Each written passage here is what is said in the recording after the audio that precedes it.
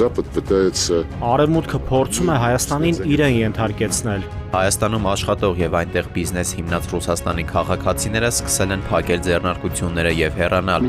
Մենք քաջ գիտակցում ենք, որ Հայաստանը չի կարող միաժամանակ լինել թե ԵԱՏՄ, թե ԵՄ անդամ։ Ճիշտ կլինի որոշում կայացնել, որքան հնարավոր է շուտ։ Դա շատ բաթած է։ Մենք չենք ցանկանում, որ Հայաստանը լքի ԵԱՏՄ-ն։ Ծանրու թեթև ենք արել եւ եկել ենք որոշակի եզրակացությունների։ Одновременно танцевать на двух свадьбах. Հայաստանին չի հաջողվի միաժամանակ երկու հարսանիքում ապրել։ Որոնք են Հայաստանի ապրանքների արտահանման կարևորագույն շուկաները եւ ինչ հետևանք կունենա Հայաստանի ԵԱՏՄ անդամակցության դադարեցումը տեղական բիզնեսի վրա։ Հայաստանը խորհրդային միության փլուզումից հետո շարունակում է շատ սերտ տնտեսական կապեր ունենալ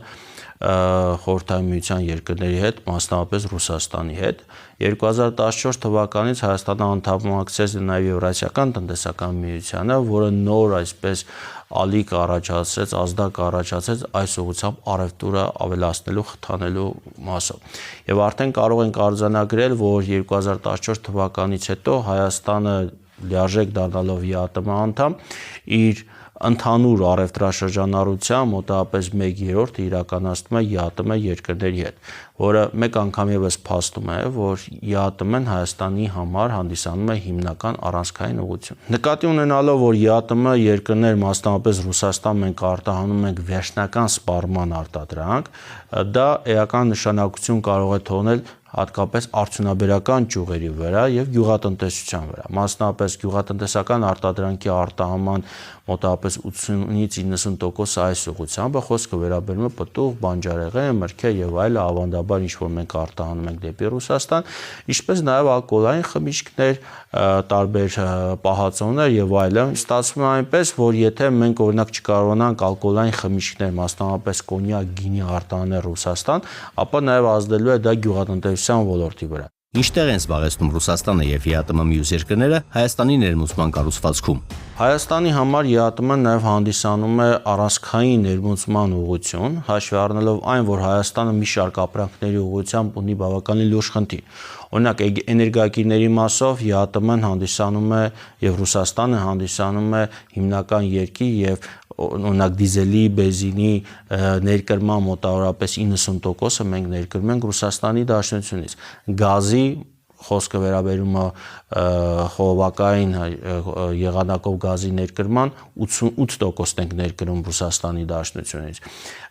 Եվ սրանով կարող ենք արձանագրել, որ վառելիքի գների վրա մեծ ազդեցություն է թողնում ռուսական շուկայի գները կամ ռուսական մատակարարումները։ Այո, համաշխարհային շուկայում է ձևավորում գները վառելիքի մասով, բայց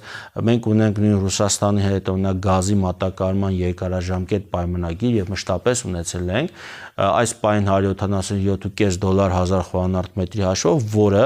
ԵԱՏՄ երկրների շարքում կարող ենք ասել երկրորդ ամենացածր գինն է, մեզանից ավելի ցածր գին ունի Բելարուսը, որը մեզ տալիս է մրցակցային հնարավորություններ Հայաստանում ավելի էժան գնով ապրանքներ արտադրել, նույն օրինակ ջերմոցային տնտեսությունները ավելի էժան գնով օրինակ գազ են ստանում, քան օրինակ ԵԱՏՄ անդամ երկրները կամ տարածաշրջանի մյուս երկրները։ Ինչ ազդեցություն կարող է ունենալ գազի, բենզինի, դիզվառելիքի թանկացումը Հայաստանի տնտեսության սպառողների վրա։ Արդյոք կան ներմուծման այլընտրանքային մատչելի այլ ուղղություններ։ Հայաստան ներկրող վառելիքի գների աճը ուղղակիորեն ազդում է Հայաստանում արտադրվող եւ մատուցվող բոլոր ապրանքների եւ ծառայությունների գների վրա, քանի որ այդ արտադրության ընթացքում օգտագործվում է վառելիք։ Եվ եթե թանկանում է բենզինը, դիզելը, դա թանկացնում է նաեւ գյուղատնտեսական արտադրանքը, տրանսպորտը եւ այլն։ Այսինքն մենք ունենում ենք մրցունակության որոշակի կորուստ։ Նույն օրինակ հատկապես LPG հեղուկ գազի գների կտրուկ բարձրացումը, օրինակ մեր բնակչությունը շատ ցավոտ է արձագանքում, քանի որ մեր ավտոմեքենանի մի զգալի մասը հենց հեղուկ գազով են աշխատում եւ մենք այս բանին հիմնականում ներկրում ենք Ռուսաստանից, երբ որ օրինակ խնդիրները առաջանում վերին Լարսում կամ կտրուկ գների տատանումներ են լինում, փաստի առջև են կանգնում։ Եվ մենք պետք է հասկանանք, որ պետք է փորձեն գտնենք այլընտրանքներ հեղուկ գազի ներկրման, դա կլինի Իրաքը, դա կլինի Իրանը կամ այլ ուղղությունները, որը թույլ կտա այդ կախվածությունը նվազեցնել եւ միևնույն ժամանակ մենք պետք է տեղական հզորություններ ավելացնենք։ Պարենային անվտանգության ինչ մարտահրավերներ կարող են լինել, եթե Ռուսաստանը, ԵԱՏՄ այլ երկրներ դադարեցնեն համագործակցությունը Հայաստանի հետ։ Ցավով պետք է նշեմ, որ ԵԱՏՄ անդամ երկրների շարքում Հայաստանը ամենախոցելին է պարենային անվտանգության տեսանկյունից։ Սա խոսում է այն բանի մասին, որ տեղական արտադրված գյուղմթերքը չի կարողանում մեզ բավականացնել ամբողջությամբ, ավելին տարբեր հաշվարկներով դա կարող է բավարարել մինչև 45%։ Մենք առանձին ապրանքների դեպքում ունենք բավականին մտահոգիչ ցուցանիշներ, օրինակ ցորենի դեպքում դա կազմում է մոտավորապես 1/4, կոնկրետ տարբեր մսամթերքների դեպքում մի քիչ ավելի լավ ցուցանիշներ ունենք, 80-90% ունենք օրինակ, շաքարավազ ամբողջությամբ ներկրում ենք, խոսքը վերաբերում է ինչպես ձեթերին, յուղերին եւս ներկրում ենք հիմնականում Ռուսաստանի Դաշնությունից, մինչև 2023 թվականը նաեւ ներկրում ենք Արցախից, այդ հնարավորությունները այս պահին չկա եւ միակ այսպես մատակարարը դարձել է Ռուսաստանը եւ Ռուսաստանից չներկրելու կամ թանկ գնով ներկրելու պարագայում մեզ մոտ լուրջ պարենային կարող է խնդիրներ առաջանալ։ Նույն օրինակ բավականին լուրջ խնդիր ունենք մսամթերքի շուկայում, տեղական մսամթերքի արտադրությունը դարձել է ոչ շահութաբեր եւ ավելացել է դրա փոխարեն օրինակ Բելարուսից, տարբեր երկրներից ներկրվող տավարի միսը, խոզի միսը եւ այլը։ Սա եւս մեկ անգամ ցույց է տալու, որ տեղական արտադրությունը ցավոք սրտի մրցունակ չի եւ դրա վարահապացույցը այն է, որ այս տարվա առաջին 3 ամիսների հաշվարկով գյուղատնտեսության ոլորտը գրանցել է 5.2% անկում։ Պատրաստ է արդյոք հայկական բիզնեսն այսօր բազմապատկել դեպի Եվրոպա արտահանման ծավալները, ինչ խնդիրներ կան եւ որքան ժամանակ է անհրաժեշտ դրանք լուծելու համար։ Հայաստանը պետք է քայլեր իրականացնի դեպի Եվրոպա, դեպի այլ երկրներ, ասիական երկրներ օրինակ իր արտահանման ծավալները ավելացնելու ուղղությամբ։ Հայաստանը լինելով ԵԱՏՄ անդամ միաժամանակ պետք է փորձի իր կապերը խորացնի ԵՄ երկրների հետ, ինչպես նաև ասիական երկրների հետ եւ դառնա կամուրջ այս տնտեսական ինտեգրման միավորումների միջև 2022 թվականից հետո երբ սկսեց ռուս-ուկրաինական հակամարտությունը, այդ բաժանմիջոցների պայմաններում Հայաստանը կարողանում այս երկու միավորումների հետ աշխատելով գումար աշխատել։ Տրանսֆերտներ են հոսքում, ապրանքներ են վերարտահանվում,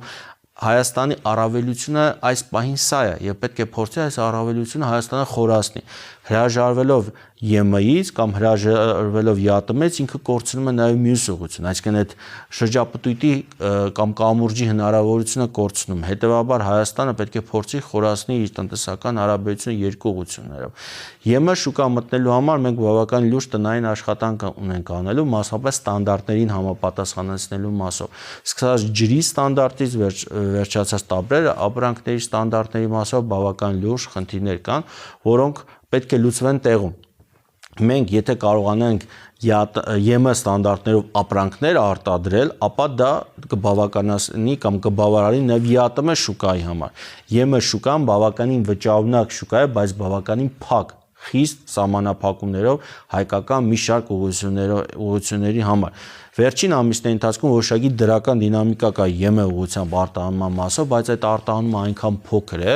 որ համատելի չի օրինակ դեպի Ռուսաստան արտահանման հետ։ Հետևաբար մենք եւս մեկ անգամ պետք է վերանայենք մեր տնտեսական քաղաքականությունը, դրա հիմքում դնելով երկարաժամկետ տարբեր նպատակներ եւ այդ թիվ 1 նպատակը պետք է լինի այս տնտեսական ինտեգրման միությունների հետ միաժամանակ աշխատելը առանց կտրուկ քայլերի, առանց կամ մոտեցման, այսինքն մենք կարող ենք զարգանալ միայն այս երկուսը համատեղելու միջոցով։